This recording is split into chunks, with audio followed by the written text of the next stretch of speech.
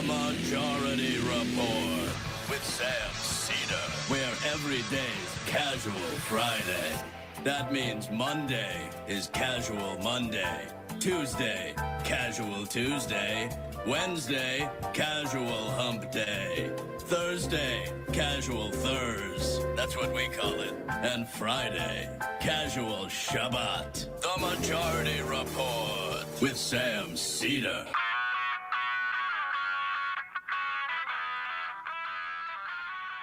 It is Friday, October 3rd, 2025. My name is Sam Seder. This is the 5-time award-winning Majority Report. We are broadcasting live steps from the industrially ravaged Gowanus Canal in the heartland of America, downtown Brooklyn, USA. On the program today, Jamaal Bowman, former U.S. Representative for New York's 16th Congressional District, will be in studio. Whoa. Also on the program today, Day 3 government shutdown. Trump no longer pretending. Project 2025, not the plan.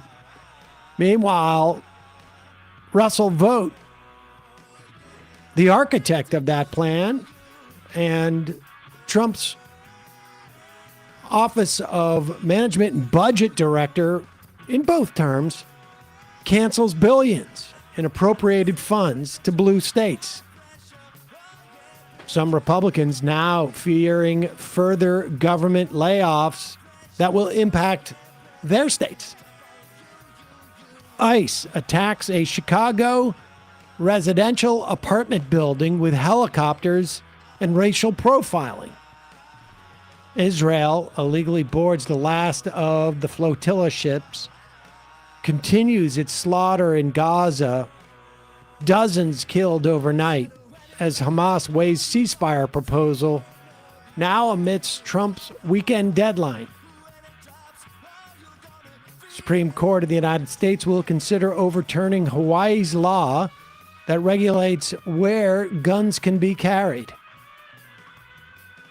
Barry Weiss, off the who's a Palestinian professor beat and how intelligent Dave Rubin is, to be named editor-in-chief of CBS News. Oy. Yep. After threats from the White House, Apple removes ICE tracking apps from its store. Trump supposedly to send billions to farmers as a bailout from Trump's policies. Cori Bush announces a bid for her former congressional seat. All this and more on today's Majority Report. Welcome, ladies and gentlemen. It is Casual Friday. Casual Friday. And as you can see, soft-collared shirt. You're just... Sweater. It's a new color, too. Black With sweater. this? Yeah. Oh. This is actually one I had a while back, but Damn, then I'm never like, I every time I try and buy something that is not specifically on the blue-gray, white color spectrum, I'm like, eh. It's like the Indiana Jones color spectrum. Yep. Yeah, a little flashy today. I'm getting a little flashy wearing the autumn green. No, it's tougher. Military green. Yeah. Wartime. Yeah. That's New England. Warrior. Yeah.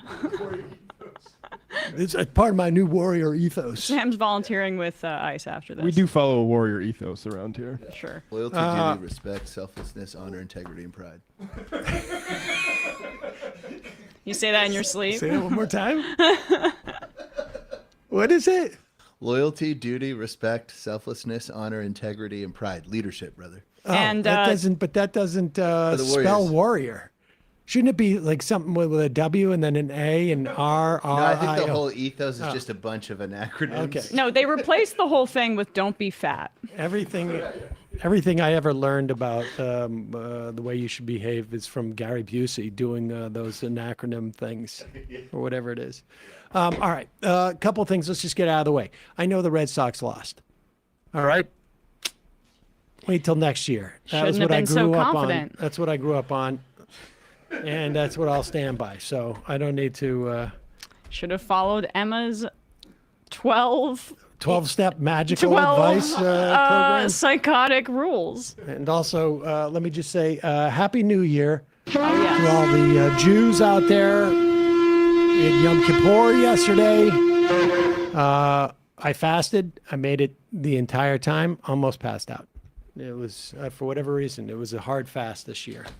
But now I have been washed of all my sins, and all my vows and promises going forward have also been forgiven in advance, as is the plan on Yom Kippur. So let's move right in. In the months leading up to the election, in the months prior to the election, in the months leading up to the inauguration, we were talking quite a bit about Project 2025 and about Russ Vought. We did many, many interviews about Russ Vought. I think even when I headed out to do that Jubilee, which was recorded, I want to say like a week into the Trump administration, everything I was focusing on at that point was Russ Vought. He has been working his disaster magic, as it were, over the past 8 or 9 months. His role was actually slowed by Doge because Doge was just getting in the way, and he got a little big-footed. But he has now begun to sort of, like, over the past couple of months, really reassert himself within the administration. And it was all of this to anyone without an agenda to pretend that both sides are the same, or anybody who was paying any attention to the way that Republicans have operated for decades.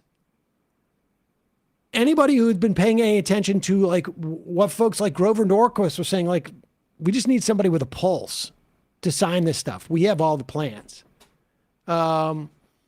Although Norquist, I don't think, was necessarily involved in Project 2025. He could have been. It was quite obvious. There was a lot of people in the mainstream media who would say, well, Donald Trump says he's not part of Project 2025. I guess we got to believe him. And he did. He was repeatedly distancing himself from it, despite all evidence showing that, like, he had dozens of former staffers working on it, the entire Republican infrastructure behind it. Who else was it going to be besides the Heritage Foundation also? And there were a lot of folks in media who, in the mainstream press in particular, that took the most notorious liar at his word, or at the very least presented it as a both sides issue. And here we are today. And, the Young Turks did an extended riff on how Project 2025 was just hysterics by liberals, et cetera, et cetera. Welcome to it. Here is a brief clip here. What is this one? Oh, this is like a compilation of Trump's denials. Yeah, this is a compilation of Trump's denials about it. I have nothing to do with Project 2025. That's out there. I haven't read it. I don't want to read it. Project 2025 is not affiliated with the Trump campaign. This is a document I know nothing about. It's called Project 25. I don't know what the hell it is. It's Project 25. He's involved in Project, and then they read some of the things, and they are extreme. I mean, they're seriously extreme. But I don't know anything about it. Yeah. Here's Donald Trump's tweet, or truth or tweet, or whatever it is. I have a meeting today with Russ Vought, he of Project 2025 fame, to determine which of the many Democrat agencies, most of which are a political scam, he recommends to be cut, and whether or not those cuts will be temporary or permanent. I can't believe the radical left Democrats gave me this unprecedented opportunity. They're not stupid people, so maybe this is their way of wanting to quietly and quickly make America great again. President DJT. First off, the fact that he's writing this stuff is a perfect example of how either they were actually sort of like feeding this to Chuck Schumer, and Chuck Schumer was either believing it, or he's just sort of like goading Chuck Schumer more. There is nothing that Russ Vought can do legally to make any cuts that are permanent, any more than he could have a week ago. A week ago, he was still making those cuts. And he probably will make them going forward. But none of this has to do with the breakdown. It has to do with the fact that either the Supreme Court has refused to uphold things like the 1974 Impoundment Act or the Constitution or whatnot, whatever authority you want to uphold, that Congress has the ability to appropriate funds and that the president doesn't have the ability to not spend them if they are appropriated by the Congress. I mean, you grow up as a child. As a child, what is Congress's job? To spend the money. So it's quite obvious that everything they're doing is illegal. Now, Vote has announced the termination of $8 billion in funding for clean energy projects in 16 states, all of which voted for Harris in the 2024 election, all of which I believe are senators who have voted against closing discussion on the motion for the continuing resolution. He has also frozen $18 billion in New York City infrastructure projects, including the tunnel to New Jersey, third tunnel to New Jersey, which is going to come back and bite the Republican in the governor's race. I can't remember his name now. As if his lieutenant governor wasn't doing. In New Jersey. Yes. In New Jersey. But all of this is illegal. And it is exactly, in part, I mean, they're not talking about it, but it's certainly one of the things supposedly that they're looking for in the bill that they promoted, the Democrats. The inability of the president to stop funds from reaching where Congress has said that they should be appropriated, and to permanently put Russ Vought in his place. Now they're not pushing this at all because I think they're nervous as to why they should. In fact, Murphy from Connecticut was interviewed by Greg Sargent. And he was asked if he privately talks to Democratic colleagues about why they don't sound the alarm loudly, in particular about Russ Vought, but other things in terms of... Murphy says, yeah, I do. I do bring it up. There's a couple answers, and I'm not the only one talking like this, but I hear a couple of things from my Democratic colleagues. One, it's dangerous to be so alarmist that if you say we're not a democracy anymore, and this is a broader thing about the Trump's authoritarianism, but certainly withholding funds from blue states that you don't like that have been appropriated by Congress is one of these things. That we might not have a free and fair election, for instance. You're actually disincentivizing people from getting involved because it makes them feel hopeless.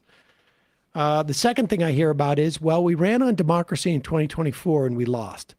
So let's not do democracy. Let's do economics and healthcare.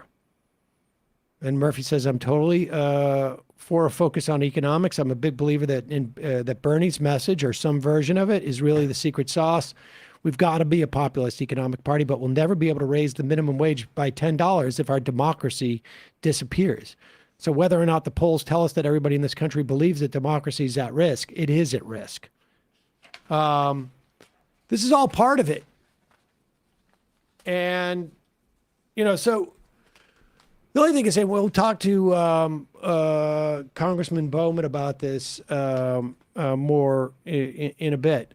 But if your senator, well, all of your Democratic senators, short of independent Angus King and Catherine Cortez Masto and soon to be former Senator John Fetterman, have voted essentially in favor of the continuing resolution. They have voted to close discussion, which opens it up, makes it a 50-50 or I should say 5150 is all you need for to pass the bill. Call your senators. Tell them to stay strong. Thank you for rejecting the Trump administration, et cetera, et cetera. Right now is a little bit of a carrot time. The stick is also good simultaneously. Sometimes you can use the carrot as a stick because if it's big enough and rigid. But that's where we stand right now. And it is unclear where we go from here. All right, we're going to take a quick break. No, we got, before we get to Congressman Bowman, got a sponsor for today's show, and it's one of my favorite, Sunset Lake Sabadell.com. Right now, a chill is in the air. That means, it's like we're getting towards Halloween, autumn. It's time to decorate your yard with those 12-foot skeletons, watch an unhealthy number of horror movies, and stock up on candy for the trick-or-treaters. But what about a treat for you?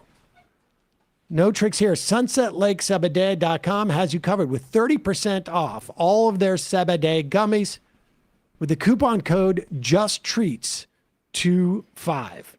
That's the code, the word JUSTTREATS, and the number 25. All, no spaces, not one word, but JUSTTREATS25. Sunset Lake's Vibe gummies provide a gentle daytime lift with 30 milligrams of Sabadell and a microdose of 1 milligram THC. If you want something with a little more oomph, check out their Delta Anon gummies, which contain 5 milligrams of THC and 50 milligrams of Sabadell. Or if you prefer a THC-free experience, they got Sour Bear gummies that contain 25 milligrams of Sabadell isolate, perfect for any time of the day. They also have... They got Focus gummies. I pop one of these sometimes before the show. They got Relax gummies. They got Sleep Time gummies. A whole array of Sabadell gummies for you to enjoy. And as always, all of their Sabadell products are third-party tested. They don't use pesticides. They use integrated pest management. They have great farming practices, regenerative farming, great business practices, $20 minimum wage, mostly employee-owned, and they are big movement partners. They have donated tens of thousands of dollars, literally, to things like strike relief funds, Planned Parenthood, carceral reform, refugee resettlement, on and on. Just a great company, a great product. I use their salves, their tinctures, their gummies, their smokables. I used the salve with lidocaine for Saul. I had a little sprain the other day. But right now you can get, usually you get 20% off with Left is Best. Right now you can get 30% off with the code JUSTTREATS25 on all their gummies. Sleep, focus, relaxation, fun time. The sale ends October 8th at 11:59 p.m. Eastern. See their site for terms and conditions. All right, let's take a quick break, and should be back with former Congressman Bowman in just a moment.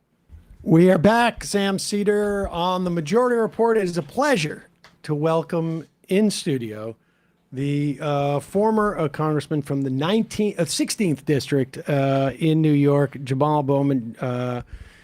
Congressman, real pleasure to have you in studio. Very excited to have you here. Good to be with you. It's an honor. Oh, yeah? Yes. Honor to hang out with you and Emma, who's killing it right now and just destroying everyone out there. Like, that's pretty amazing. Very exciting. Appreciate that. Last time I saw you in person, we were masked up at your victory party after the primary, I believe. Might have been 2020? Yes. Wow. Yes. That was a really exciting night. That was very exciting. Yes. Very exciting. That was a long time ago. Thank you very much. Appreciate that. But you've been giving off like Princess Leia Star Wars energy lately, just on the interwebs. You've been killing it. Yeah, appreciate that. It's a bit of an addiction. Yeah. I can't stop yelling at people or getting into fights. Like, but I like what I'm seeing, man. And it's not just you. Who's the chick from the other? I don't want to talk about the shows, but it's like I've had it, Jennifer Welch. I think that's her. Is that the one with Cenk? Is that her? Oh no. Who's that? That's Anna, but I've had it as the ladies like that have been. I don't know, going after, it's like white right. women attack. You know what I'm saying? It's like the chick with Cenk is Emma. Yep. Crystal Ball is all. I'm like, yo, There you y'all go. need to come together and do like some stuff. I So agree you could with call that. it like her talk. You could call it. Yeah, man, but appreciate you. Thanks so Appreciate much. it, absolutely. That's high praise. All right, let's talk about some. I want to talk. I mean, obviously, like there's some very broad themes that I want to talk to you about. All of them, in one form or another, deal with saving not just our democracy, to the extent that we have had one, but also trying to improve on it going forward. And all of the stories that we have this week, in one form or another, it seems to me, play into that in a way that is almost explicit. Like for years, I've been doing this for years. And it has been quite apparent that like there has been this sort of like creeping fascism. Even this week, the failure of Democrats or society at large, I'm talking the media too, to hold the Bush administration responsible for violations of the Hatch Act 20 years ago are coming back to bite us in the ass just this week, it seems. But let's start in Chicago. These ICE raids have gotten bolder and bolder. They were threatening to go into Chicago, and Pritzker, I think, did a very good job of basically, at the very least, posturing in a way that we're not going to roll over for this. Mm-hmm. And at one point, there were reports that the Texas National Guard was starting to stage outside of Illinois, and Pritzker said, "You're going to meet the National Guard from Illinois, and we'll see what happens." They seem to have backed down, but ICE still feels like that they are trying to prove that they can do this stuff regardless of what mayors say, what governors say. This raid is, I think, probably one of the boldest that ICE has done to date. They used supposedly Black Hawk helicopters to drop in on the roof of an apartment building in Chicago. They supposedly had FBI and DEA. This is a big apartment building in Chicago. They ended up arresting 37 people. We don't know anything about these people, but listen to this report from Eyewitness News, ABC in Chicago. I spoke to one woman who actually lives in this building, and she said she was detained by ICE agents overnight, and she says they took everyone and then asked questions later. They just treated us like we were nothing. Patricia Fisher says she came out to the hallway of her apartment complex on the corner of 75th and South Shore Drive in her nightgown around 10 Monday night, only to find ICE agents yelling police. It was scary because I've never had a gun put in my face. They asked my name and my date of birth and asked me did I have any warrants, and I told them no, I didn't. She says she was then handcuffed and released around 3 a.m. Fisher says she was told if anyone had any kind of warrant out for them, even if it was unrelated to immigration, they would not be released. Citizen App video shows the chaotic scene overnight. Neighbors tell us there were dozens of ICE agents. Neighbors like Ebony Watson says they ducked for cover as they heard several flashbangs go off. They was terrified. The kids was crying, people was screaming. They looked very distraught. I was out there crying when I seen the little girl come around the corner. Because they was bringing the kids out too. Had them zip tied to each other. That's all I kept asking. Where's the morality? Where's the human? One of them literally laughed. He was standing right here. He said, them kids. Watson says budget trucks and military-style vans were used to separate parents from their children. Other neighbors say they saw agents destroying property to get in the building. And they had a big 15-inch chainsaw with a round blade on it cutting this fence down. We're under siege. We're being invaded by our own military. The FBI did confirm this morning that they did help the U.S. Border Patrol carry out a targeted immigration enforcement operation in this area, and they say they have been supporting these efforts at the direction of the U.S. Attorney General. Let me read a little bit from the Chicago Sun-Times report on this. I mean, this is just absolute nuts. Armed federal agents of military fatigues busted down their doors overnight, pulling men, women, and children from their apartments, some of them naked, residents, witness said. Agents approached or entered nearly every apartment in the 5-story building. U.S. citizens were among those detained for hours. On Wednesday, toys, shoes, and food were still in piles in the building's hallways. Property managers were seen throwing mattresses and broken doors into dumpsters. The Department of Homeland Security, Border Patrol, FBI, Bureau, ATF arrested 37 people. DHS said some of those arrested, quote, are believed to be involved in drug trafficking and distribution, weapons crimes, and immigration violators. That's a pretty low standard. The feds claim that South Shore neighborhood was, quote, a location known to be frequented by Tren de Aragua members and their associates, but DHS gave no evidence to support the assertion. Authorities did not confirm that any of the people arrested were members of the Venezuelan gang. Alleged Tren de Aragua members have been charged and detained in the city recently as August, but the Chicago Sun-Times found little evidence tying them to Chicago. Roderick Johnson, 67, one of the many residents detained by federal agents during the raid, a U.S. citizen, he said agents broke through his door and dragged him out in zip ties. Johnson said he was left tied up outside the building for nearly 3 hours before the agents let him go. I asked the agents why they were holding me if I'm an American citizen, and they said I had to wait until they looked me up. I asked if I had a warrant, and I asked for a lawyer. They never brought one. They used flashbang grenades, as we heard in that video. Watson, one of the people living there, said she saw agents dragging residents, including kids, out of the building without any clothes on into U-Haul vans. I think it was actually budget vans. And kids were separated from their mothers. Stuff was everywhere. You could see people's birth certificates and papers thrown all over. Water was leaking into the hallway. It was wicked crazy. Jones, who lives on the 4th floor, said most of his neighbors were Venezuelan and often took turns cleaning the hallway because the property owners did little to maintain it.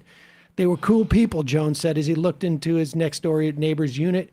They didn't speak a lick of English, but we used translator apps to talk to each other. Classic Tren de Aragua activities in taking care of the public spaces in their buildings.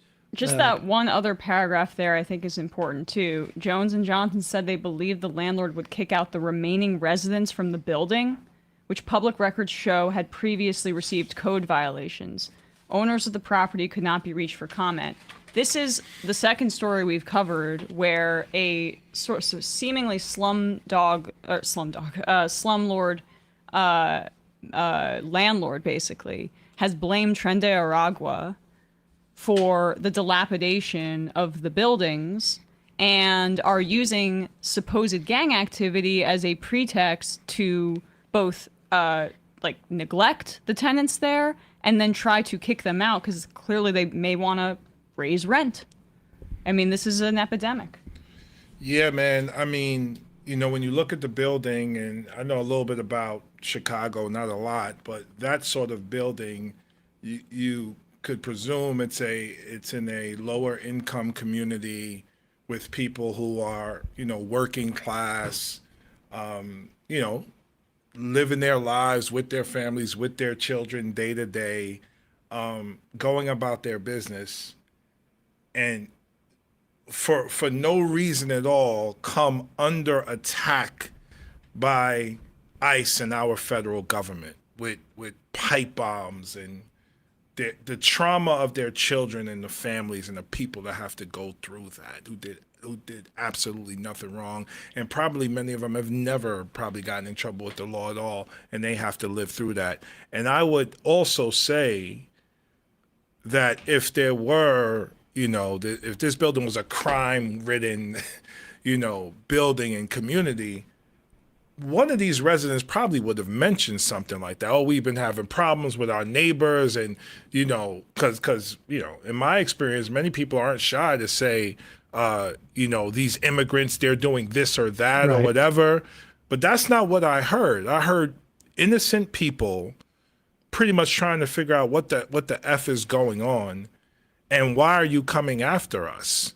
And the story of the 67-year-old man is what we're seeing again in cities across the country. You're detaining and asking questions later.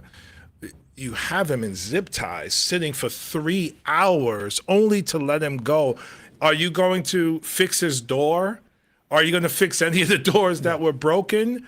No, I mean, this is, again, you alluded to it in the intro. It's like, many of us have been warning about this kind of thing for many years. And now it's here. Like, authoritarianism is here. We are living through it right now. And yes, Governor Pritzker has been pushing back. Mayor Johnson has been pushing back. But this is what half of America, almost half of America voted for. And now we have it. And it's freaking scary, man. Like, it really is scary. And it can happen in any city, any community, at any time. I mean, I at one point it's going to happen here, right? Yeah. I mean, we're already starting to see ISIS, out in maybe in Bed-Stuy, maybe up in the Bronx. Yeah. And it is no mistake. Well, there's two things that are happening. One, we know that there's a chunk of the immigrant population is going to be living in areas with more poverty, lower income, in buildings like that. That aren't necessarily being serviced Generally speaking, yes. I mean, broad strokes. But we also know that the non-immigrant population there also has less political power, right? Like, nobody's coming in to do a raid like this in a building in downtown Manhattan or something like that. Because they're going to piss off people who are going to be able to immediately get on the phone with a congressman or a city official. So I imagine we're going to see this in maybe sort of the outer parts of some of the boroughs and more low income places in this city. What would you do? Like, I mean, this is the thing. It's like both. From a citizen perspective, but also from the perspective of somebody who is like a congressman, what do you do in that instance? And it's not like, the New York Police Department and nor the Chicago PD is particularly known for its good relationships with immigrants and low income people, and particularly Chicago. It's got some really bad history, but. Yeah, man, I mean, listen, right now I have the privilege of having served in the House of Representatives, right? And so that privilege comes with maybe law enforcement treating me differently. But I also have instincts as just being a person who has, I have little sisters and children, and I used to be an educator, so I'm a very protective person in my nature. And so, I mean, this year we've seen Senator Padilla be tackled by ICE agents in California. We've seen babies being ripped from mothers. We've seen mothers tackled right here in New York City and at the courts. Brad Lander's been arrested multiple times. We've seen other elected officials arrested multiple times. My instinct is to get in between. I'm talking Jamaal Bowman's instinct is to get in between the agents and whoever they're trying to take. In addition to that, and this is kind of what I've been doing just on my own time, just ensuring that communities like the one we just saw are connected to the right resources and the right people, including members of Congress. And so, Make the Road is an amazing organization here in New York that has lawyers at the ready to support families in whatever their needs are. Yesterday, I got a random text, from an immigration lawyer saying, hey, migrants are being texted to go to this random facility in the Bronx to have their paperwork dealt with. And it was, and she was like, something seems fishy about this. This is off. So I texted everyone I knew, right? You know, AOC, Senator Gustavo Rivera, Carl Hasty, everybody just be like, hey, like, Bronx residents are receiving these texts. Can you look into this? And, you know, they looked into it and they was like, yeah, my staff is saying like, this is bogus. Tell people to stay away, et cetera, et cetera. So ICE is trying to like set people up in these sting operations to go to a random place and get snatched up. And that's the other thing, right? Like the Trump administration promised us that they will go after the hardened criminals, right? The people, you know, looking to bring harm to American citizens, quote unquote, and they're going after innocent people, man, who are just going through the process of you know, finishing their paperwork so they can become citizens, and it needs to be repeated over and over again. Coming here seeking asylum does not make you a criminal. Like seeking asylum in the U.S. does not make you a criminal. You're allowed to do that. We have laws in the books that support you in doing that, and then we help with the paperwork so that you can become a citizen. Trump is treating every single migrant as a criminal, treating naturalized citizens as a criminal, and now we're going to see him treat black people as criminals, as he has always done anyway. Well, can you talk a little more about that? Because I'm seeing how broken windows policing is basically now being federalized. You know, that's broken windows on like steroids. I mean, they're literally breaking windows. But it's just this merging of using, say, you know, the expanded powers after 9/11, right? The war on terror, the Patriot Act, the increase in surveillance, that federal policing, and merging it with things like, you know, the gang databases that have kept so many communities in cycles of poverty, and using that as justification to deport people. And it feels very much like the way that communities of color and poorer communities and cities have been treated by local police.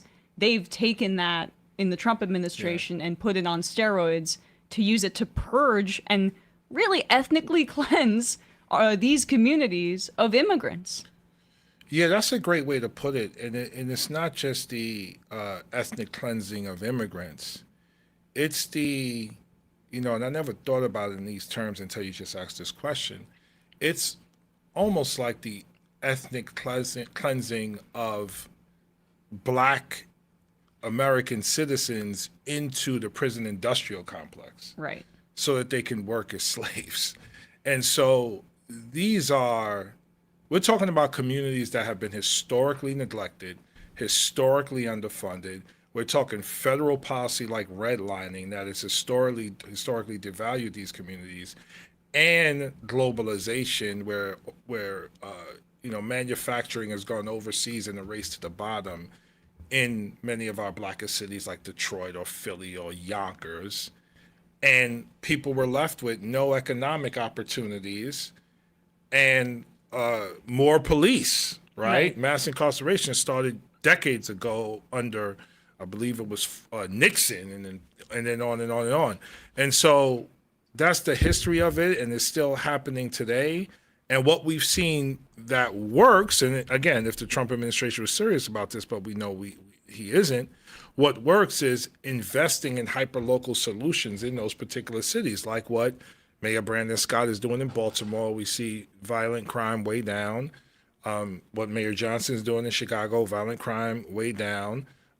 It's happening in places across the country. And what we know, and again, we got to continue to say this, when you look at you know, murder per capita, violent crime per capita, death per capita, the numbers are higher in red-led states and red-led counties, not in Democratic-led states and counties and municipalities. We have to keep saying that, yet Trump is doing nothing there, right? So this is, and again, it's very scary. And what I have talked about and seen from people in the African-American community in particular, we're just kind of, you know, falling into like self-preservation mode, Like, let's just do whatever we can to stay out of the way so we don't get caught up in everything that's happening, but they're going to come for us anyway, right? Which Chicago's an example of that. Yeah, I mean, this is the immigrants are the sort of the low-hanging fruit of the day. At different times in this nation's history, it's been other marginalized people. In other countries, it's been other people who had marginal political power. Just to the point that Emma, that you were making in terms of like the stop and frisk, there's a lawsuit. There was this Alabama construction worker. Maybe you saw the video. He was beat up by ICE in May, and he had shown them his real ID, like literally the real ID, the new one, that is basically your federal papers. And they didn't believe it was legitimate. It turned out it was. He then went back to work, a construction worker, U.S. citizen, and then they got him again. Did the exact same thing on a different job site. He is suing now in a class action suit demanding unconstitutional illegal immigration enforcement tactics cease. And in response, the Department of Homeland Security put out this statement. DHS law enforcement uses, quote, reasonable suspicion to make arrests. I mean, you're brown laughing. Skin. Well, Yeah. I mean, brown skin is reasonable suspicion. Exactly. It is not probable cause. There is no, that is a novel use of reasonable suspicion to arrest people. Reasonable suspicion is when you can maybe search a car and find something that provides probable cause that a crime has been committed to make an arrest. What makes someone a target for immigration enforcement is if they're illegally in the U.S., not their skin color, race, or ethnicity, which is exactly the opposite of what DHS submitted to courts in California when they wanted to go after. Like, you're speaking Spanish? That is reasonable suspicion that you're an undocumented immigrant. You're working, doing like some type of like landscaping, reasonable suspicion, et cetera, et cetera. And that's where we are at this point. Well, you mentioned Arizona, right? I remember many years ago. I forget how long ago it was, right? But there was a show me your papers. Yeah, show me your paper. SB 9. Yes, SB 9 is state law. That was like, well, I can pull you over and ask for your papers, and you better have them on them and show me. And that was like under this reasonable suspicion idea, and the reasonable suspicion was, okay, you have brown skin, you might be Latino. What's crazy about this, man, and it's just, I mean, everything is crazy about it, but like, I remember going to Laredo, Texas, to meet with CBP down there, to really, and this was before, so this is my first term in Congress. I'm like, okay, let's get to the bottom, and I want to really understand what's happening with migration. So I went to Laredo, Texas, met with CBP, and then I literally went to Guatemala and Honduras with Ilhan and Corey, and shout out to my former colleagues, because we wanted to understand mass migration from the roots of it, right? And what we found was just extraordinary. We found indigenous people in Guatemala and Honduras who were literally like occupying an indigenous space to stop the multinationals from coming in and destroying their ecosystem completely, because it's the destruction of these ecosystems that lead to 70% poverty, no education system, no opportunity. And so they migrate and leaves them vulnerable to drug trade and the gang stuff and all the stuff that happens in these places. And so they migrate to get away from that. But the multinationals are Western multinationals, Canadian, European, American, coming in and destroying these places. And I mean, remember when it was... And this is part of the legacy of us doing that militarily. This is U.S. policy. Yeah. Yes. Right? And even just recently, who was it? Hillary Clinton that went to South America and said, we're open for business. Was it Hillary or Kamala? I don't remember. It was one of them. But we can't talk about ICE detaining and deporting migrants here without talking about the root causes of mass migration. Yeah. But the other thing that CBP said was, because I asked them, what percentage of the people that you stop are actually quote unquote criminals or committing a crime outside of coming to the U.S.? And they said much less than 10%. Right. And they were being generous, because I've heard numbers about, like 95 or more of the percent of the people who come are coming seeking asylum. So we're talking about 5%. Let's just be generous. 5% of people coming here may be coming to do harm. Right. And, let's scale that to 5% of people in communities, because what I've seen in my lifetime in New York City, Black, Latino, or otherwise, most people just want to fucking chill, man. Like we want to go to school, we want to work, we want to be in community, we want to live our lives. We're not bothering anyone. And then you have someone like Stephen Miller leading all this ICE stuff, and I'm sure you heard his speech at Charlie Kirk's memorial. Yeah. I mean, this guy is like lifted from some Goebbels. I mean, he's a plagiarist too. I mean, that's the thing with the fascists. But it's like lazy. It's like who is your enemy, dog? Like no one wants no smoke. We just want to live our lives. But this guy, they're coming after us. This guy, you can find a video of him as a teenager, like espousing torture and being angry at Latino. He's the one running this ICE stuff. Yep.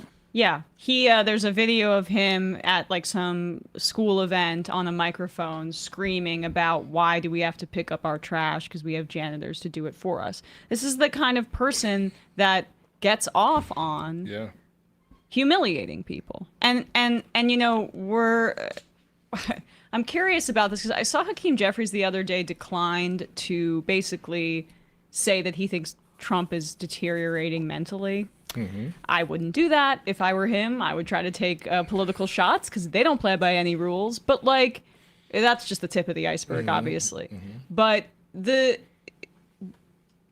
Stephen Miller is basically the president right now. Like that's what it feels like to me. Him and J.D. Vance and Russ Vought. Others, yeah. And it just feels like Trump is there, and you were reading that Grover Norquist or relaying that earlier, Sam, this idea that we just need a warm body who can sign tax breaks for the rich. Yeah. And executive orders, right? Yep, and knows how to use a pen, or Trump uses a Sharpie. And that seems to be where we're at right now. Like there's this rudderlessness and maybe not rudderlessness, that's on our end, but there's clearly, it seems like the full-on fascists have taken the wheel, and Trump is along for the ride because he just wanted to get out of jail running this time. Very true, and he obviously has his own, alignment to, the ideology of white supremacy over the course of his career and his dad's career, and so he's right there with them.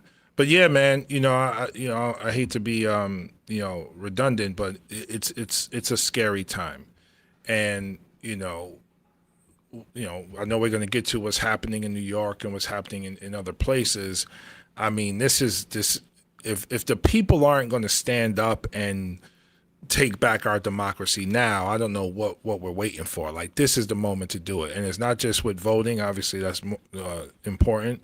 But it's with organizing, it's with our intellectual resources, our capital, our time, our building of community. I mean, now is the time to push back relentlessly on all of it. And if this thing has any chance of surviving, we'll see in 2026 and 2028 what that looks like. But this is some scary stuff, man. There's some scary stuff. I want to circle back to New York City because I know you've been working in support of Zohran Mamdani, and but let's talk about what's happening on a federal level first in terms of the shutdown. Like, what's your how would you? I don't want to say grade, but like what are you seeing this time around in the way that the leadership is dealing with this? Because I I mean, it's marginally better than the last time when it was easier for them to deny what was actually going on, I think, or what was about to happen, et cetera, et cetera. But what is your sense? It's Congress is a joke, man. Like I mean, it's just so I'm not even really leaning in or really paying attention to how leadership is dealing with it, quite frankly, because I've been around this block like a million times. And when I say it's a joke, it's just particularly under Republican control, it's even worse than under Democrat control, because these Democrats, seek to govern at least a moderate level, right? Right. We the Democrats at the very least are gonna do what's necessary to ensure the government doesn't shut down. Like we would make sure that doesn't happen. Republicans there, and again, I've only experienced the Trump era. I don't know what it was like under Obama and Bush. They're not serious at all. And their whole thing right now. Do they know they're not serious? I mean, I think so. When you talk to these guys in the hall. I think so. I think they know, man, because again, I was there for 2 terms, 4 years, and I started to feel and realize this is theater. Like this is like wrestling. Like I'm just a character in this effed up play, and I have my role to play as the progressive guy, and that's just what, at least in the House, right? The Senate may be a little different because they get 6 years. In the House is 2 years. You govern maybe for 6-9 months, and then you're running. Right. Your hair's always on fire. You stay in your pocket of talking points and of the theater of what it's supposed to be. And you play your role, and that's so for the Republicans who have been there for 2, 3, 5, 10 terms, they know what it is, right? And so it's just and it's heartbreaking because a person like me and like Corey, who just shout out to Corey, she just launched a re-election campaign. People, working class people, go there to really do stuff for people, and so we can't. I couldn't fathom how we can't raise the minimum wage, or how the first iteration of Build Back Better didn't have anything for affordable housing. What are we how does that happen that the bill proposed by a Democratic president at the time didn't have affordable housing, and Maxine Waters had to force the White House to put it in? I couldn't fathom, as a middle school principal who's every day I got to make sure my kids are okay. I'm going to the most powerful, democracy government in the world, and we can't do basic shit for regular people. I just couldn't fathom it. And so when I see his government shut down, it's okay, Republicans are on their BS. Democrats seem to be holding the line a bit stronger on certain things, which is a good sign, because the last time it was a joke. And so hopefully Democrats will get some wins out of this, and hopefully sooner rather than later the government will open back up. And I say hopefully because Trump and the administration is so unpredictable. What is your sense of from both the outside in, right? I mean, you've worked within the community, what it feels like to hope to have some type of leadership or material benefit from your representative, but also from the other side. What is their how much of a difference does it make when, regardless of what the material outcome is of this, but the stances that the Democratic leadership are taking this time versus last time, how much does that filter in? How much does that impact what's happening to people's sort of sense of what's happening outside? Is there I'm curious of what your sense is of that, and what your sense is of their sense of it. Because a lot of times it looks like Schumer and Jeffries, they think their audience is basically just everybody in the Morning Joe studio. And there may have been Especially a time. Schumer. Yes. Yeah. But there may have been a time where that was largely true, but I don't think that's true anymore. Yeah, I think, and it goes back to what I was saying before about being in the House and having to run every 2 years and your hair always being on fire. every member is hyper focused on their districts, right? Like hyper focused, like what's happening in my district, what happened last election that led to me winning, and let me make sure I stay within that pocket so I can win again. And then Hakeem is looking at that as a leader. Jeffries is looking at that, locally, but also nationally, right? And aligning with frontline districts more so than a vision of what America is supposed to be. So frontline districts are like swing districts, right? And so what is it? What is it? DCCC, I think it is. Yeah. So they raise money to support swing districts, and these are important districts, right? Because you have someone like Johanna Hayes in the in the swing district, and she might win by like 0.2%, and we need to win that seat to have the majority. What's always frustrated me is in these districts, you may have 20, 30% of people voting, maybe 35%.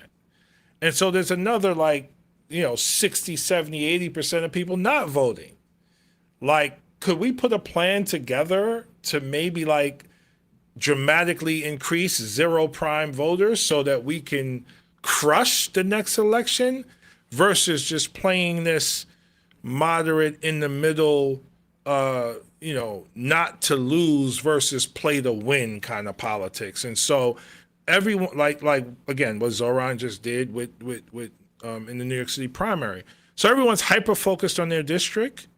Hakeem is hyper focused on the country through the lens of DCCC, in my opinion, which I don't think is always the right lens. And many of them move, and I'll bring Schumer into this now, move in a way where okay, how do we win the majority here, win the majority there through a narrow lens?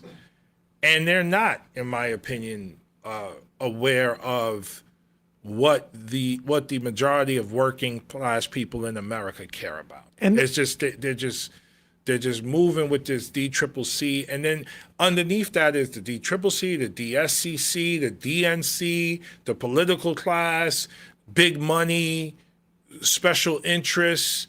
So that is the brain trust of Congress, not the people. And what's so exciting about, I'll put myself in there, but me and Corey and AOC and Ayanna and Ilhan and Rashida and Greg Kassar and Summer Lee and Deal. What's exciting about us is we're about the people, man. Right. And this is supposed to be the people's house. And again, Citizens United, all that shit, special interests control that place. But hold on, I just want to say, the consultant class believes that it's much harder to get that any part of that, whatever it is, 60% that doesn't vote, 40% doesn't vote, whatever that number is, than to convince some 5% in the middle that swings. Of course, if Ezra Klein is leading that freaking conversation. Yes. Of course. Often is. I don't want Ezra Klein to come to the Bronx to try to persuade people in the Bronx to vote a certain way. That's the problem. But let me We're listening to Ezra Klein and John Podesta. And no disrespect, man, but dog. Anyway, finish. Go ahead. Well, have you seen examples of, because Mamdani was able to get a primary vote out that was the biggest primary vote in the history of the city. And so obviously mobilizing people who haven't voted in the past. So it's sort of there's evidence that can be done. It just happened. But it's disregarded because, it's young people, whatever the excuse is. Mm-hmm. But have you seen, has there been an example, and we have examples of people who have done that in the context of, that you mentioned, the squad, sort of largely from blue districts, so that's sort of discounted. Well, but the idea that you can motivate people in a blue district versus motivating people in a purple district, it doesn't necessarily logically follow that you can't do that. I mean, there are every types of people in every district. Yeah. Have you ever seen a situation where somebody's perspective turned toward that way? it's one thing to say, okay, I came from. I mean, I remember your race. I think I'm about to say I'm one of the examples. But go ahead. I interviewed you when you were running in that primary, and you were an educator, and you came in with that attitude. Are there people? Have you seen examples of people who came into Congress with a different attitude and then developed that attitude as a way of like, this is how I can win in the future? No, I wasn't there long enough to experience that in that way. But one person who I think kind of captures what you're saying, he was a House member that ran for U.S. Senate in New Jersey, Andy Kim. Right. So, Jersey can go either way. There's been Republican governors, et cetera. But I think the way he practices politics is a good way to practice politics, meaning he talks to everybody and he's great at communicating and he listens well. And he's really clear on his objective of serving people, but also making this a state for the working class in New Jersey, but a nation for the working class, right? Versus the special interests. And so, no, I wasn't there long enough to see someone like a Jahana Hayes, to use her example, go in, with a very thin victory and then grow the electorate in her district and then crush it the next year. There might be one that I'm not thinking of. I feel like Pat Ryan is. There's some issues that I don't necessarily, and he's 18th district in upstate, but he's a guy who's who it was a weird time when he got in because he had to run 2 or 3 times in one cycle. But I don't love all of his issues, but he's pretty solidly in a economic populism and. He was a county supervisor and a pretty good one, I think, too. This is what I'm saying. So that's a very good example, right, of Pat Ryan, who's a bit younger, has been a good leader before then as a county executive, which is a big job and a serious job and a big deal. He did that effectively, got in, right, and I could definitely totally see him growing the electorate there. He's one of those kind of people. But again, they all fit a characteristic, right? So maybe a little bit younger, and by younger I mean under 50, right, or under 55, has done something before that shows you have some chops, right? I was a middle school principal. People may not think that's a big deal, but trust me, if you could run a middle school and engage the parents, respectfully. There's a lot of different constituencies you've got to serve. And there's a skill set that you need to do that translates to elected office, just like county executive or even a state rep or a local rep. And so, he's one example. But here's what I would offer also. I mean, you see the money that the political class raises, right?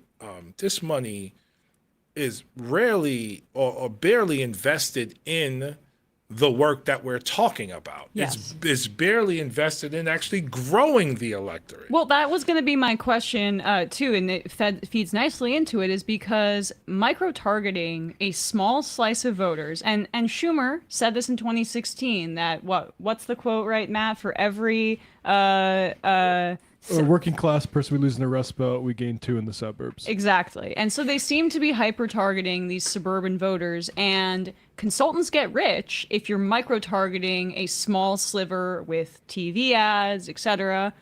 What Zoran did, what you and the squad did, isn't getting people rich. People power doesn't get people rich because you don't get a percentage off an ad when you're door knocking. And that is I feel like a core of the issue here that we're not talking about. But it's the infrastructure is rotten because the incentive structure is rotten. Mm-hmm, mm-hmm. Yeah, and it's capitalism, right? So it's also greed, and everyone wants to make money, right? And again, Zoran is a generational political talent, as AOC was and is, and as many others are. So I don't want to underscore that. But Pat Ryan doesn't jump off the page as someone super dynamic and charismatic. But I think he can do the same thing. And Zoran also did Micro-targeting, right? Right. Like all of a sudden, we're talking about the Bangladeshi community in New York more than we ever have, the Pakistani community more than we ever have, the African Muslim community more than we ever have, not just Black, Latino, white, East Asian. We're talking about everyone.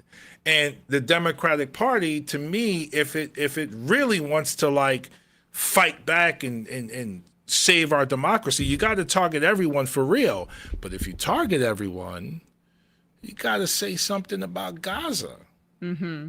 Now, if you start, you know what I mean? And so this is what I mean by like the special interests, right? And so when you can't, I mean, even before the genocide, I mean, they wouldn't say apartheid. They wouldn't say military occupation. No, you had Israeli, they wouldn't even say those words. You had former Israeli generals and top politicians saying apartheid before a Democratic politician would in this country. And I heard you on Crystal Kyle and Friends speak about how AIPAC tried to recruit you. Can you just quickly relay that story a little bit, because it was such a fascinating story. So we didn't crazy, get to man. it. Yeah. Yeah, no, it's so crazy. I mean, you know, as a candidate, and you know, I launched in June 2019. The election was a year away, and it was before COVID. So COVID hit like February, March. So this was before March 2020. And yeah, I'm a candidate. I'm not even polling yet, right? I don't even know what the polling said. But AIPAC reached out to have a meeting, and they didn't reach out directly on their own. You know, they were shrewd about it, right? They reached out to a leader in the Black community who happened to work for AIPAC to try to get a meeting with me to tell me about AIPAC's objectives and agenda. This leader was in an organization called 100 Black Men, and he happened to be the executive director of 100 Black Men at the time. And he reached out to me. I said, hey, we can talk about 100 Black Men, but I don't want to talk about AIPAC. Now, thankfully, I was informed about who AIPAC was because I was endorsed by the Justice Democrats, and they were clear on who AIPAC was at the time. And shout out to, you know, Alexandra Rojas and Waleed Shahid, who was there at the time. They educated me, so I didn't meet with AIPAC. But AIPAC does that with any younger, promising person running for office or elected official. And this is as you were running against Elliot Engel. Yes, this is 2019. I'm not even polling. Like, I'm not even on the radar yet. And they're reaching out to have a meeting. So they're covered. They're basically going into the roulette table, and they're going like, we're putting a bet on every. We want to put a bet on every single bet here. We're putting a bet on everyone, and I'm sure if I was game, they probably would have took me to Israel, you know, during the campaign or maybe shortly after winning. But that's how they get down, and that's how they loop you in, and you know. And, you know, the sell is also pretty good, right? Because we all want to fight anti-Semitism, and we all want to support a safe place for Jewish people, right? And so, you know, like, of course we support that. Of course we're down with that. They probably don't even bring up, you know, occupation or Palestinians or Palestine at all. They're just talking about their stuff. And so for me, I was lucky because I came in with JD, so I had that education. But they're elected officials all across the country, and not just congressional. And they come in and they give a bunch of money, and it's almost like when you start making a little bit of money, you get a mortgage on your house, and then all of a sudden, like, wait a second, you're gonna cut my hours? Yeah, I'm screwed on my mortgage, my house. And everyone hates fundraising. Yes. No one likes to fundraise. Right. And so when you run for office, for everyone out there, and I think people know this already, but I'll just say it, you got to dial for dollars, man. Like, you're calling complete strangers, you know, Jamaal Bowman calling Sam Seder, you know, hey, I'm Jamaal Bowman, I'm principal running for Congress. Can you toss me a couple bucks? And you're doing that 3-4 hours, sometimes 5 hours a day for like 5, 6, 7 days a week sometimes. And that's what you're doing versus like my whack-ass opponent last term, George Latimer, he didn't have to dial for dollars. Right. You know what I mean? AIPAC said, we got you. You know what I mean? Yep. Like, you're going to have money in your campaign account, and we're going to establish this IE over here, this C4 over here, and we'll run ads for you. and we'll just run ads for you, and you probably won't even have to spend your campaign account. Right. All you got to do is just go around and visit people. That's right. Go around and visit people, and shake hands and all that, and we got you with the money. So they make it easier, and not just through them, through many special interests, but they're one of the biggest ones, obviously.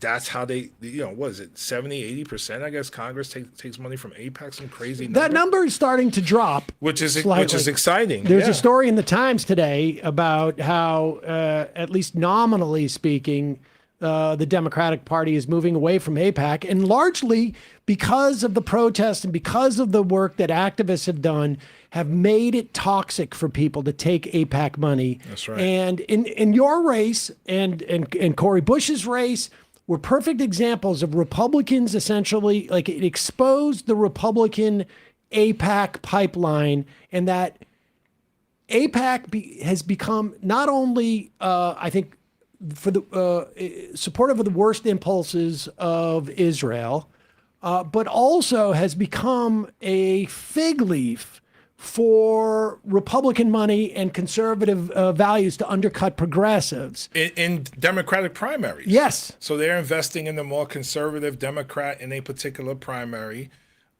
through Republican money. Like, these are Republican donors.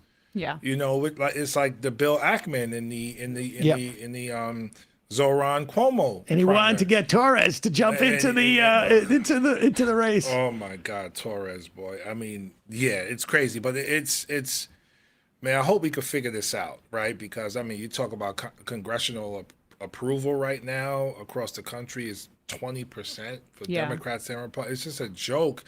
And you talk about national security, that's a national security issue when people stop having faith in your federal or local government, and then this is part of the Project 2025 and Stephen Miller and all of their agenda as well. They want to privatize the federal government. Totally. They want to privatize America. So you fire 150,000 federal workers. You close the Department of Education. You steal data from Treasury and all these places, right? You leave the people vulnerable to private takeover, which is what's happening right now as well. So let's talk just a little bit about New York politics. We interviewed just a little bit. So, I mean, we're 4 weeks away, man. Well, I was I undersell things. I always want to exceed expectations. But we interviewed Antonio Delgado the other day, who I think you served with. Yeah, for a term. Yeah. What's your perspective on that race, and how does that race impact Mamdani's race and what Mamdani might be able to do once he gets elected? Because that to me seems like the key. It's a great question. It's going to be an interesting race. It's going to be a tough race. I think there was a time, post primary? No, post November. So I guess November 2024, where Governor Hochul seemed very vulnerable. Right, and you had people like Richie Torres out there talking junk and all that stuff that he might run, but I think she's stronger now, because I think she's been pushing back strongly against Trump. She something that's underreported. She put in this like cell phone ban in place in New York City public schools. I'm a public school guy. Yeah. And all I do is visit public schools a few a week, and the teachers and everyone are raving about it. I have a picture that I keep texting my son of, like, they have some type, I can't remember what his name is, but he's like some like Barney character who teaches the kids to put it in their pouches. Yeah. And my kid was so pissed about that, but I was so happy, I have to say. This is what I'm saying. So that was a big thing she did. But to your question, point of your question, she's about to send out checks for $400 to everybody. That's a Trump move right there. Maybe she'll sign them. And, put Can I just say, just on that thing, it is the greatest waste of money, it seems to me, because it's going to be subject to federal tax. Mm-hmm. So we're at a time where Trump is defunding New York State. We're going to be sending out money that New York State has already collected, that everybody has already sort of like emotionally let go of. She's just going to give them money as a way of inflating her value to them. And then you got to give that back to Trump, who is not going to send it back to New York. To me, that is, I mean, there's an opportunity there. You know, people ain't trying to hear that though, right? They're like, "Yo, give me my check so I can Right. do something well, it's with smart it." by her, Yeah, right? yeah, exactly. She's trying to fortify her left flank. Absolutely. Right? And that's why she reluctantly endorsed Zoran. Well, this is where I was going, right? Yeah, and so, yeah. you know, she reluctantly endorsed. It took her a while, but she did. Yeah. She did it before Hakeem and Chuck, right? And I don't. Everybody think, has. I don't think. Yeah, I don't know. I think Andrew Cuomo is going to endorse Zoran before they do. And I think Hakeem is going to do it. I don't think Chuck is going to do it, and I definitely don't think Gillibrand's going to do it. But she did that, right? And you know, Zoran has some very specific policies that are going to need state support. Yes, like universal child care. And so if she leans... Even the free buses. Even maybe. the free buses also, yep. But if she leans in and does universal child care, that's going to be huge. How much is Delgado in the race forcing Hochul to do these things? Because the idea that he was in that was my sense at the beginning of this. Yeah. I mean, because it's a race, she right? can't allow there to be space on her left flank in a way that she could have if Delgado was not in that race. 100%. And by left flank, we're talking about, but that also means like people can't go to sleep after Zoran wins, right? And hopefully he wins. You know, he hasn't gotten there yet. We need for people to stay engaged because that race is next year. And so take a break, take a breather, but get right back on it because it's our organizing that continues to put pressure on Governor Hochul as well. So I'm encouraged by this because, like the day after Mamdani won the primary, I was like, he is going to have a 12-month window to be able to go up to Albany, where Kathy Hochul is going to be unable to publicly say no to Mamdani in that environment where Delgado is going. And he's going to have that 12 to 18 months, essentially. I would say less than that. So like 6 to 12. So he's, God willing, he wins in November, right? The budget is due April. And so I think 6 months, you got to have a big win in that first budget. That's what de Blasio... And that's where his peak leverage is going to be. Correct. And that's what de Blasio did, I think, with universal pre-K. You know, I think it was that first budget, even though, you know, Cuomo tried to stop him at every turn, I think Hochul would be more collaborative. I hope she would. I feel like what Cuomo did, too, at that time was put in a budget that was finite. Like there was not an ongoing, if I remember correctly, not an ongoing funding mechanism. And that funding mechanism only got put in place later after I think it was either Zephyr Teachout took a chunk out of him in the statewide election. The first run. And that's when he got a little bit weakened and again had to tack a little bit to the left and couldn't afford that fight. Yeah, he was such a... dick. He's a huge dick. Yeah, man. Bully. Like just a bully. Blue Trump. You know, just operated as an emperor. So petty. I sat in a room around that time with about 40 or 50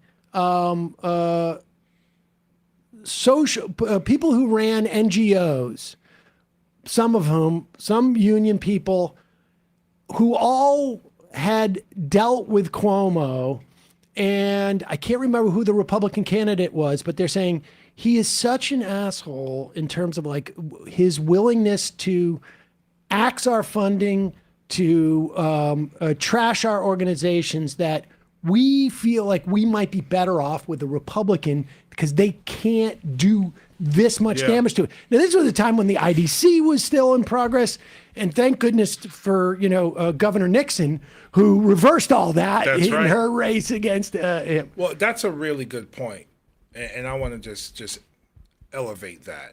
Cynthia Nixon runs against Cuomo. during a time where many are running against these IDC members in the state legislature. Cynthia gets about 35% of the vote. She loses, but many IDC members win. She made the New York, the voters in those districts understood what IDC was. That's right. That's right. For the first time. That's right. And so, because I because of ego and arrogance and all that, we're like, if you run, you got to run to win. You got to run to win. But our movement is not just about winning a particular race at a particular time. It's about moving the agenda, shifting paradigms, changing the conversation. I'll give you one very specific, quick example. I was coming out the gym in Level Fitness. Shout out to Level Fitness at the cusp of the Bronx and Pelham, New York. Coming out the gym. Random black dude is like, yo, you started a revolution. I'm like, what are you talking about, man? He's like, AIPAC, man, you started a revolution. Now we know who they are. This is a random apolitical black dude. They ran so many ads against me, right? And we told our own story about that everyone now in our area knows, and everyone across the country knows now because they did the same thing to Corey. And so we my friend Mondale Robinson Cobb, he's a mayor of a rural town in North Carolina. He's like, yo, we got to start framing you and Corey's race reframing it as a win. Because the fact that they had to spend record amounts of money to get you out, and now everyone knows who the hell they are, that's a win for what we're all trying to do. They become toxic. They're they so are toxic. Disempowered in that context. That's right. That's right. So, yeah, we lost seats.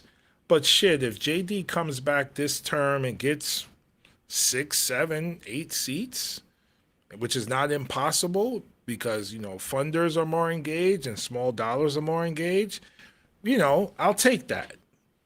So, speaking of which, what are you doing? I'm chilling, man. Well, you've been phone back. You've been you were one of the earliest people on the ground for Zoran. Got to give shout out. But we need you back in public service. Oh, I appreciate that. I mean, I kind of feel like I'm in public service. I do my little political and education thing. I mean, I want to be the hood Ezra Klein. You know what I'm saying? I want to be like. I'm the what do you call the hood whisperer, right? Where I'm not talking to Ezra Klein, dumb shit. I'm talking to real people on the ground who we're trying to pull in. I mean that I don't know if you saw the ad that we did with Zoran shortly after the primary at the Wu-Tang concert. Yes, of course. You didn't see this, Sam? Oh. Did y'all see it? Of course. Come on, Sam. I mean, my husband's a big Wu-Tang fan. He was really excited. Yeah. So that aesthetic, that political aesthetic, is Jamaal Bowman. Yeah. And so I'm trying to grow that locally and nationally. I'll be in Minnesota in a couple of weeks supporting young brother Omar Fatah there, who's running for mayor. We interviewed him.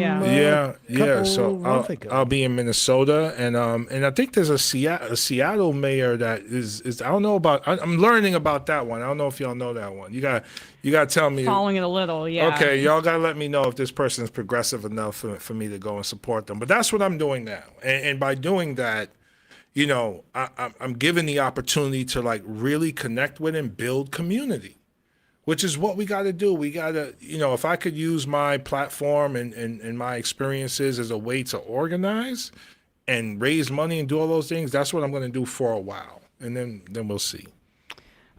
We just want to read an IM because this is a little bit navel-gazing, but I am curious. Montana resident writes in, if you read this while Jamal's still on, do Congress members or their staff watch shows like MR or other progressive commentators to get a sense of public sentiment? Or even to see reactions to policy or speeches or anything else? Because we kind of have a sense. Do we do that is the question? Yeah, that's the question. Yes, especially staffers. Yeah.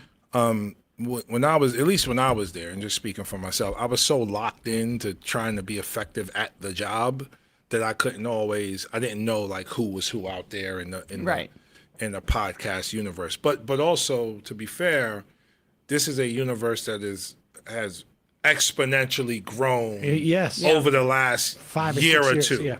5 or 6 years, but I mean, even the last year or two, right? Even more. And so, but staffers, yes, like staffers are really plugged into, especially progressive staffers for like there's squad also offices. I am quite sure there's some non-progressive staffers probably who check out just to see if somebody's in any way mocking them.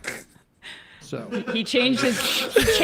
I'm sorry, but I'm convinced he changed his glasses because of Sam's little bit about this. I am convinced. Oh, that I don't know if that's true. Whatever. So one quick thing about that. So like when I was there, I was surprised at how much we meaning the Democratic caucus followed and responded to mainstream media and allowed that to determine how we responded to X issue. Yes. Like I remember Steny Hoyer just standing up in front of us and like, we can't do that because then CNN's gonna say this. I was like, who can't? Like, why are we using? Why is that the standard?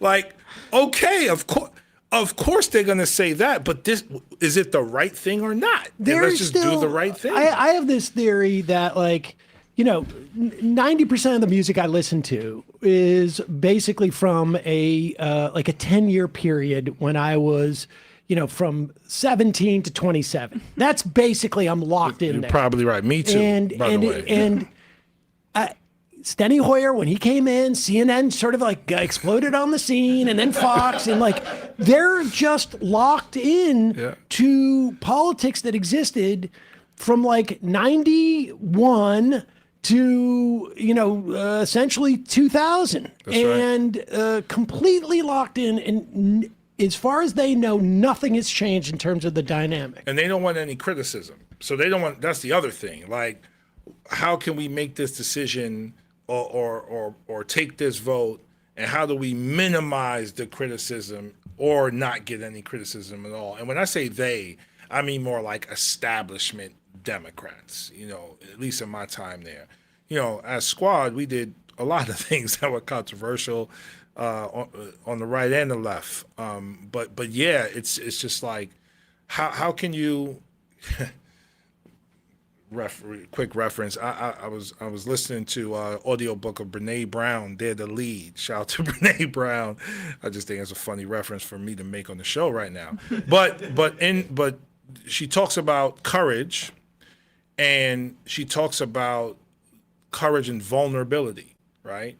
And how to actually exercise courage and leadership, you have to be vulnerable, which means you're gonna open yourself up to taking lumps, right? You're gonna take a couple hits, but that's what leadership is. Leadership, it's doing the courageous thing because it's important and it matters and it moves us all forward, even though people don't get it. I don't see that level of courageous leadership consistently enough amongst our party. Do you think how much of it is generational and how much of it is ideological? Because I'm sure it's not one or the other, but the mix, because it's not really until, I watched this in the media in the early aughts, reporters, writers, they could not handle the idea of what was happening with the blogs, where commenters were on the same sort of plane in terms of the medium where they could get criticism, because they're used to well, maybe there'll be a letter to the editor, and then I got to go talk to the editor. Why did you put this one in? Mm-hmm. It's criticizing me. I imagine politicians also, the only feedback loop that they were getting was maybe a writer, David Broder might take you to task or something like that. Mm-hmm. This is a much different environment where they're, for better or for worse. There's a lot more sort of feedback. And people who grow up, particularly as digital natives, or at least not as sort of their minds sort of ossified by the time it comes up, are aware that you're going to hear from everybody. There's going to be people who are going to criticize you. Yeah. You just need to sort of be able to maintain watch the horizon, as it were, as and go through the waves. Yeah. How much of this is generational? How much is ideological? The signal versus the noise, right? I think it's definitely generational, but I also think it's I think it's both, and I think it might be ideology a bit more, just because I think the ideology of establishment politics is to maintain the establishment, and continue to be in support of incrementalism, in a way where you're not going to drastically change the lives or meet the needs of the most vulnerable people in our country. And when I say maintain the establishment, and since Citizens United, I mean, that's just been big money. The establishment political infrastructure is supported by, capitalism, and what I call plantation capitalism, right?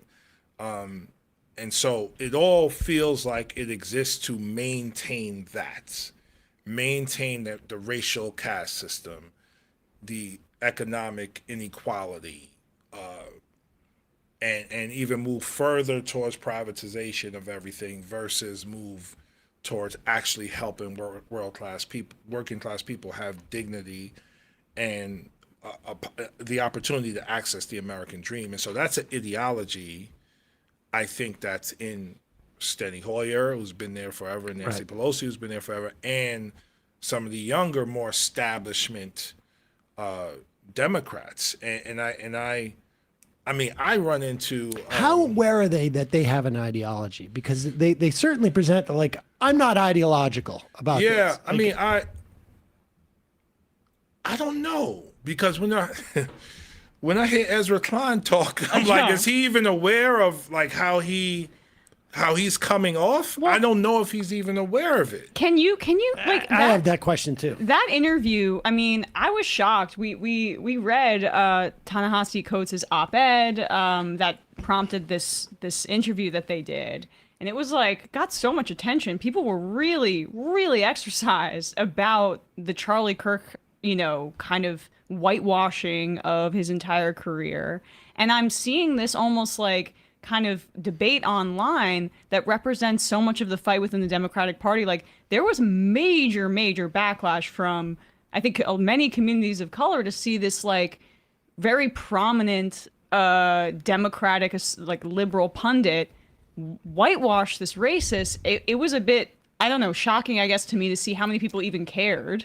But you've referenced Ezra a few times, so I'm curious. Man. Like, and we should also say, Coates is not exactly a firebrand when it comes to economic populism per se, or at least that's certainly not where he was when he was sort of like on his rise. I mean, I think like he's far more, I think, conscious of the implications of race and of marginalized people. Broadly speaking, I don't know where, on the sort of like that was the tenor neoliberal, of that debate. But nevertheless, where Ezra seems totally oblivious to that, right? So when you say, Charlie Kirk was doing politics the right way, and much of, if not all of his rhetoric was just punching down on vulnerable people, and straight racist and sexist and transphobic, and then saying other wild stuff like calling for public executions to be televised, like just wildness, right? So how is that practicing politics the right way in alignment with the way Ezra Klein thinks we should practice politics? How is the action of going to colleges and having conversations with college students separate from what he actually said out his mouth? And like, also, how are we not? The guy's organization has a watch list of well over 100 professors. I mean, to my mind, my assumption, what it really is revealing about Ezra Klein is not as rigorous as he projects. And that's why I was like, disorienting for me and like cognitive dissonance for me, right? He had a brand, but this is a guy also, I have to say, who was saying that, was touting Paul Ryan back in the day. Yeah. And Paul Ryan was also just a paper tiger of intellectualism. Yeah.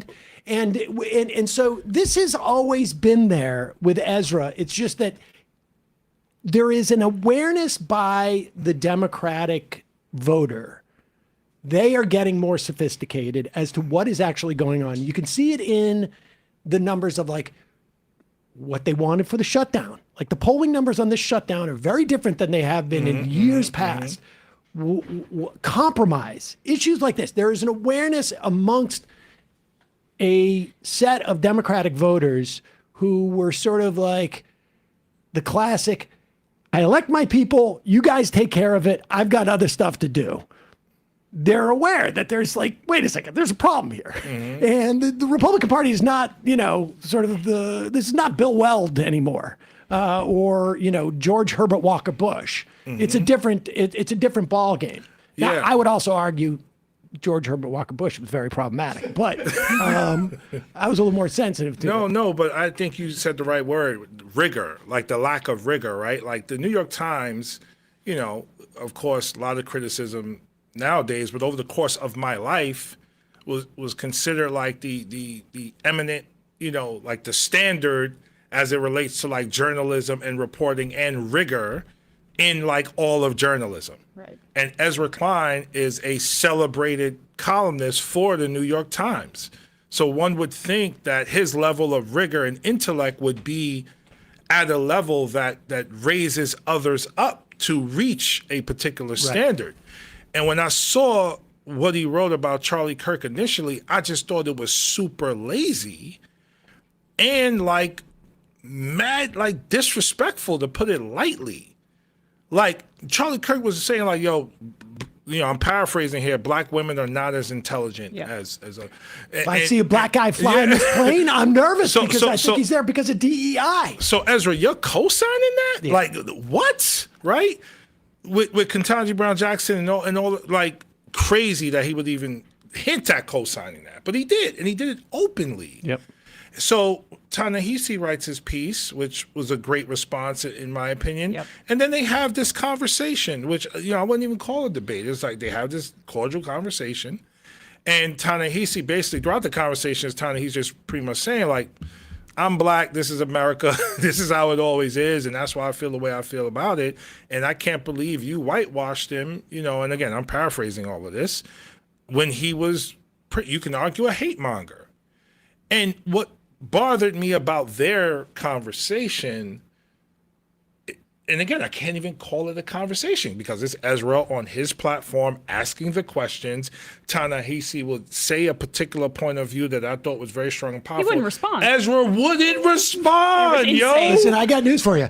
I've had him on this platform, and he has the exact same, which is same mechanism, same disposition, which is not even. Again, not just, that's not how you have a conversation. No. Conversation, you say something to me, I acknowledge it. Yes. I reflect, I have some reflection on what you said, then I make my point. Yes. So I respond to what you said first, then I pivot to like what I want. That's human communication 101. Well, the part that Ezra really... didn't do that at all. And so every time, I'm sorry, I'll let you finish. No. But every time Ta-Nehisi responded, and again, like, Ta-Nehisi and I are about the same age. Every book I read by him, I feel like he's writing it for me. Yeah. Black Men in America, he's Baltimore, I'm East Harlem, Upper East Side / right? So I feel like this is my dude. So he's responding as a black man with a certain level of passion and, of course, brilliance. And Ezra's not even acknowledging him. And I'm just like, this is what it is to be black in America. Like, we give you our shit, our pain, our suffering, our trauma, our perspective, our intellect, our history, our work ethic. We do it in classrooms. We do it in the workplace. We're doing it in this conversation with Ezra. And you, liberal white man, don't even acknowledge it. And then to make it even worse, you choose whiteness. And to go even further, you choose white supremacy, the ideology. You're aligning yourself with that. Just like Gavin Newsom. Right. You know, like. But So anyway, but to add to I don't know if this part struck you, but for me, where I was like, oh my God, was when Ta-Nehisi goes into this, long, thoughtful piece where he speaks about what you're saying about how for Black people in this country, violence is a constant in politics. Political violence is a constant. And this was maybe 20 minutes in, and Ezra says, like, I'm paraphrasing, obviously. But if we zoom out too much and give too much historical context, we miss. We're too deterministic and we miss the moment. And that was, for me, like a jaw-dropping moment where he basically said, I don't really care about systemic racism right now. I've had white people do that to me in my life. The same exact thing. And that's literally what people like, who's a white racist on the Republic? That's what they do. Like they say, let's not look at history. How long right? are we going to be talking about right? thing? Yes. That's what they do. Yeah. And he's doing the same thing. And I'm like, dog, do you know what you're doing right now? And so anyway, we're talking about him, but now let's zoom out to the Democratic Party or the Democratic establishment. This is how they move. So, I'm the crazy one in Congress because I think we should have universal child care and paid leave and affordable housing for every American. And I speak out about it. I'm the crazy one because I'm yelling in the hallway at Thomas Massey about gun violence. And why don't you do anything? We just have more children. I'm crazy because I'm losing my shit in this place because we have a new mass shooting every month. Or multiple times a month or a week, depending on the community, and we're just going about our day like that. It would drive me crazy. And so, but for them, it's just the ideology. It aligns to one part of the caste system, and it's designed to just maintain that place. And so, and the right feels it too. That's why Trump's initial running on draining the swamp and criticism of it works because rural white people feel the same way. Like this is some BS, right? Yeah. So that's actually a unifying thing if we could have the right leader bring it together properly. Yeah, some measure of populism. The only thing I will say about Ezra's sort of like inability to understand or regardless of whether it's willful or not in terms of like to understand enough just basic that he wouldn't have written that about Charlie Kirk. Although I think maybe it was just sort of a lazy, like, I just watched 5 minutes of him at a college. But I will say he did very similar thing to me as another white Jewish liberal, essentially, when we were talking about sort of broadly what impacts politics. He's very consciously, I think it's I've always had a perspective because I remember when he was an intern at American Prospect, and so it's been 20 years I've followed his trajectory, and I always thought it was an obliviousness, but I think there's actually there's brand management that's going on there, and a sense that that same sort of dynamic of there are certain doors I need to keep open that maintain my my status wherever it is, and one of them is to sort of ride above at various times some measure of investment in politics, emotional investment, intellectual investment.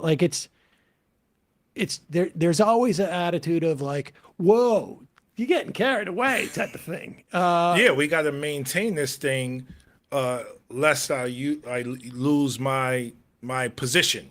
Yeah. In this whole grand scheme of things, right? And the iron law of institutions, I think, is what Kevin Drum used to say. Someone would rather be a top,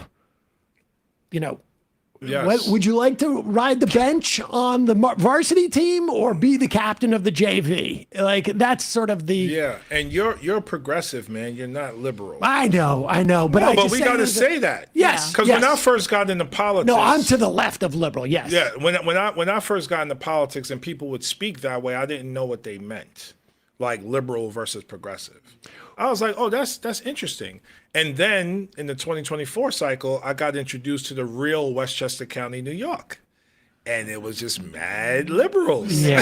You know what I'm saying? These liberals who, like in 2020, Black Lives Matter, George Floyd, they were progressive for 5 seconds. Yep. You know, 2024, they were all liberals. They was like, Jamaal, you better vote for that extra $14 billion to Israel. I'm like, yo, they already defended themselves. This was like December, right? You know, they already defended themselves. I don't think they need 14 billion more to keep going. Jamaal, we can't support you if you don't. I thought you were Jews for Jamaal. Like, this was a Jews for Jamaal call I was on. I thought y'all were my people. They shifted. They went from progressive to liberal. But isn't that though exactly what Ezra was saying about it's the Zionists? It's the same thing. History started on October 7th, apparently, and then let's not look too far into history and deal with like the whole slavery and the redlining. I had someone tell me that we have to start this conversation on October 7th. There you go. But I had that conversation Ezra, at the break fast last night. But that's what Ezra. That's what Ezra said to Coates. Yeah. I mean, isn't that liberal ideology to a degree? And it's him saying, why are we losing? Yes. Well, why aren't we winning? Well, we're not winning because we're not aligned enough to Steve Bannon and Charlie Kirk and Ben Shapiro and you know, Nick Fuente. Like, we're not aligned enough to. We got to go a little bit. But again, full circle to the point I made about like the DCCC and Democrats in these swing districts, right? Like, again, you have people in these districts, which I would make the argument they're probably more progressive, but they're not voting because they're like, you're all full of crap. I'm not participating. But if we actually engage them in a way that was authentic and really rooted in making a strong democracy healthy for everyone, I think we could increase voter turnout. And we're raising hundreds of millions of dollars every cycle. Why don't we micro-target or strategically target the people who haven't voted, the zero prime voters? Right. Yeah. You know, that could change things. All right. Well, Jamaal Bowman, it has been a real pleasure. Thank so you, much man. fun to have you in studio and have you here, and really appreciate the work that you have done and are doing. Thank you for making AIPAC toxic, or at least making people aware of what they do. And love to have you back. And hopefully, we will have a cause to celebrate in about a month from now. Yes. The Mamdani hopefully win. Absolutely. Appreciate you. Thanks for having again. me. All right, Thanks so we're going much. to take a All quick right. break, head into the fun half of the program. We'll be right back after this. Oh, just a reminder, it's your support that makes this show possible. You can become a member, join the majorityreport.com. Also, justcoffee.coop, fair trade coffee, and use the coupon code majority, get 10% off. Matt, you want to talk Left Reckoning quick? Yeah, Left Reckoning, we got 50,000 subscribers. Thanks, everybody, for doing that. So, yeah, I appreciate it. I maybe pushed a little bit hard this week, but we got there. So happy about that. So, yeah, anybody who's not there, subscribe. All right, quick break, fun half.